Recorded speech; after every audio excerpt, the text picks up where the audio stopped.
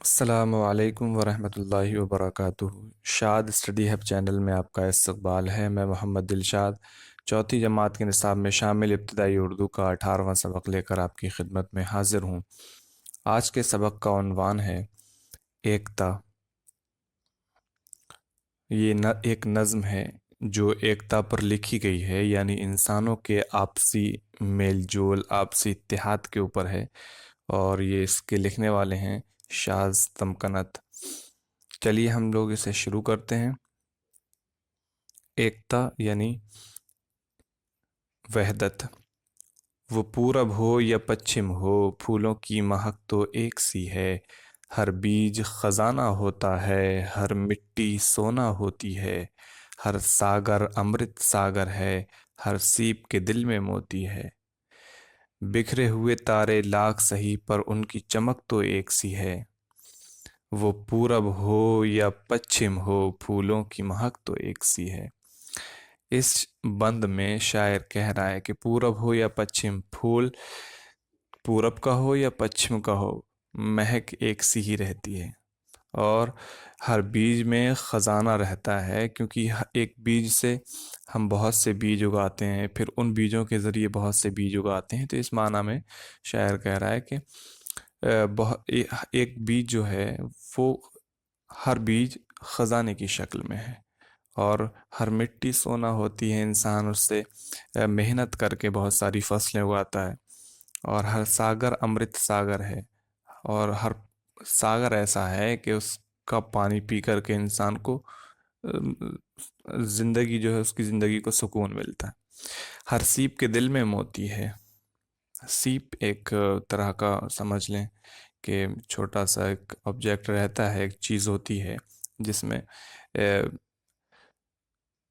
मोती, एक इस जानदार चीज़ के ज़रिए उसमें अल्लाह रब्बुल इज़्ज़त मोती पैदा करता है। बिखरे हुए तारे लाख सही, पर उनकी चमक तो एक सी है। वो पूरब हो या पश्चिम हो, फूलों की महक तो एक सी है। तारे कितने भी चाहे बिखरे हुए क्यों ना हो, लोग चाहे पूरब में रहने वाले हों चाहे पश्चिम में, लेकिन सारे इंसान जो हैं वो सब एक ही मतलब एकता से जुड़े हुए हैं, आपस में एक ही हैं। सब एक गगन के मत वाले, सब एक जमी के पाले हैं। सब एक ही सूरज की किरणें, सब एक ही चांद के हाले हैं। चांद के हाले का मतलब होता है चांद का हल्का, जो उसके चांद के इर्द गिर्द हल्का होता है, उसे हाला कहते हैं। वो उत्तर हो या दक्षिण हो, सतरंग धनक तो एक सी है। वो पूरब हो या पश्चिम हो, फूलों की महक तो एक सी है। शायर इसमें कह रहा है कि सब एक गगन के मत वाले हैं, यानी सब जो हैं वो एक ही आसमान के साए में रहने वाले हैं, एक ही ज़मीन पर पलते हैं, और एक ही सूरज की किरणों से फ़ायदा उठाते हैं, और एक ही चांद की रोशनी से फ़ायदा उठाते हैं। तो लोग जो भी हैं कहीं भी हों, लेकिन बहुत सी चीज़ों में वो एक ही जैसा फ़ायदा उठाते हैं। वो उत्तर हो या दक्षिण हो, सतरंग धनक तो एक सी है। धनक कहीं भी हो, सतरंगी होगी, चाहे उत्तर हो या दक्षिण। वो पूरब हो या पश्चिम हो, फूलों की महक तो एक सी है। सुख हो तो दिल खिल जाते हैं, दुख हो तो आंख भर आती है। दुख सुख की दुनिया एक ही है, तफरीक धरी रह जाती है। पौधे तो हजारों होते हैं, टहनी की लचक तो एक सी है।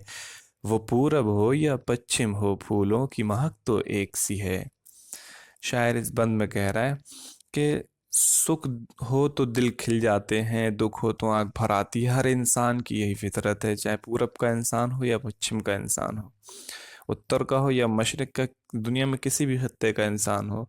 खुशी हो गई तो दिल खिलाएंगे, खिल जाते हैं, और अगर दुख होगा तो आंखें भर आती हैं। दुख सुख की दुनिया एक ही है, हर इंसान सुख और दुख में एक ही कैफियत से गुजरता है।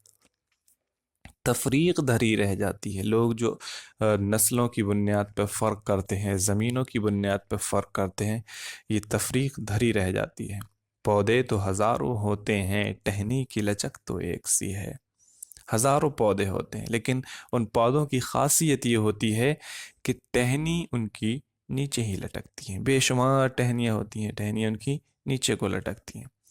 वो पूरब हो या पश्चिम हो, फूलों की महक तो एक सी। शास्तम कनत ने इसे लिखा है।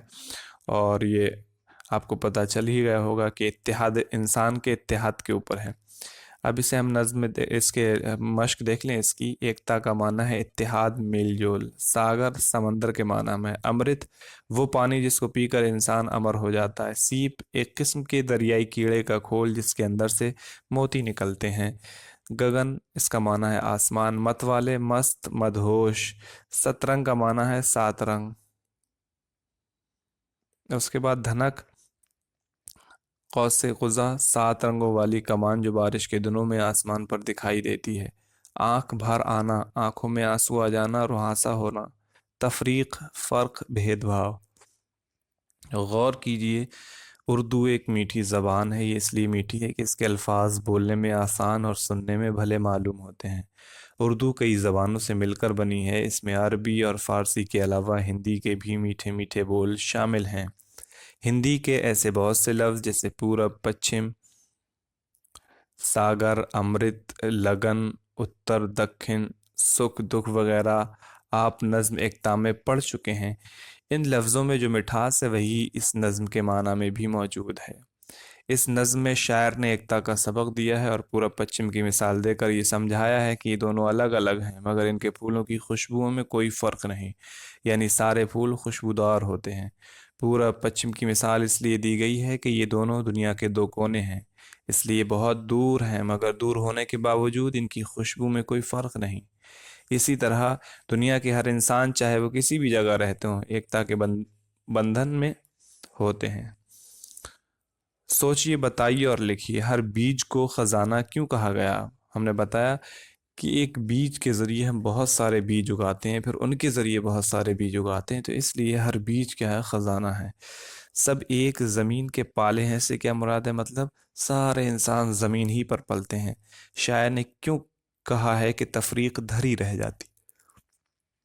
शायर ने इसलिए कहा है कि जो भी अगर हम देखेंगे इंसानी जो परेशानियां हैं, इंसान के जो सुख दुख हैं, वो एक सी हालत है।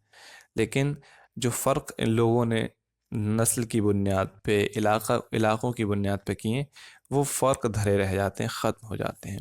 चारों समतों के नाम पूरब, पश्चिम, उत्तर, दक्षिण। अब यहाँ इन मिसरों को सही लफ्ज़ों से पूरा कीजिए। आप नज़्म पढ़ते जाएं और इन मिसरों को मुकम्मल करते जाएं। उसके बाद हम दूसरी मश्क देखते हैं। इन लफ्ज़ों से जुमले बनाओ। यहाँ लिखा है ख़जाना, मिट्टी, चाँद, दुख, सुख, तफरीक, मोती। तो इनसे आप जुमला बनाएं। मिसाल के तौर पे यहाँ है कि हर बीज ख़जाना होता है, ये एक जुमला हो गया। ठीक है, मेरे देश की मिट्टी कीमती है, चांद की रोशनी हमारे लिए मुफीद है। तो इस तरह से आप बना सकते हैं। सही लफ्ज़ के आगे आप सही का निशान लगाएंगे, मातरत, इस तरीके से, और गलत के सामने आप ऐसे गलत का निशान लगाएंगे। महक तो ये गलत है। शागर ये भी गलत है। तफरीक ये भी गलत है। सूरज सही है। खजाना ये भी ठीक नहीं है। मोती सही है। आँख सही है। गलत। सोना ये गलत, ये गलत, ये ठीक है। तो इस तरह से इसे मुकम्मल कर सकते हैं। इन तस्वीरों को पहचान कर दो दो जुमले लिखिए। तस्वीरें आपके सामने हैं, इन तस्वीरों को पहचाने। सितारों की तस्वीर है, ये सूरज की तस्वीर है, और दो दो जुमले इनके सामने आप यहाँ लिखेंगे। उसके बाद आप देखें, ब्रैकेट से दो मुनासिब हरूफ चुनिए और उन्हें खाली जगहों में भरकर लफ्ज़ मुकम्मल कीजिए। अब यहाँ पर मतलब दो हरूफ चुनना है, एक, दो, तीन। इन तीन में से दो हरूफ चुनना है।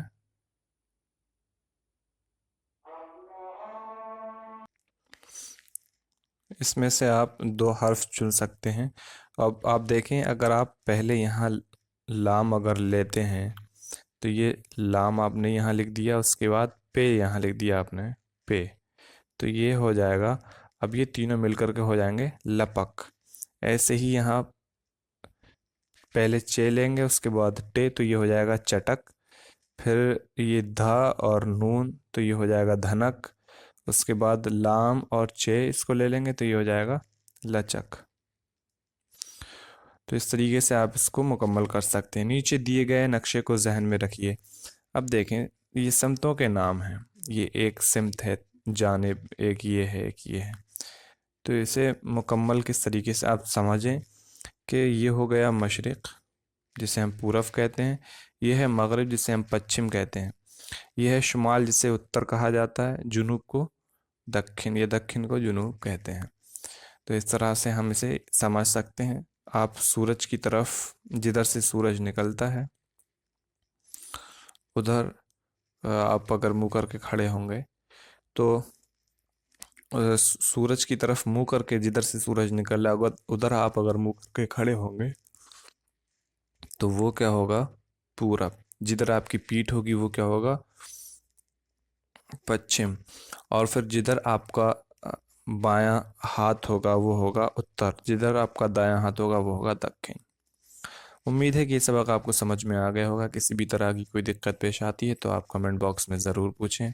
तब तक के लिए अपना ख्याल रखें। मिलते हैं आपसे अगली वीडियो में। अल्लाह हाफिज़।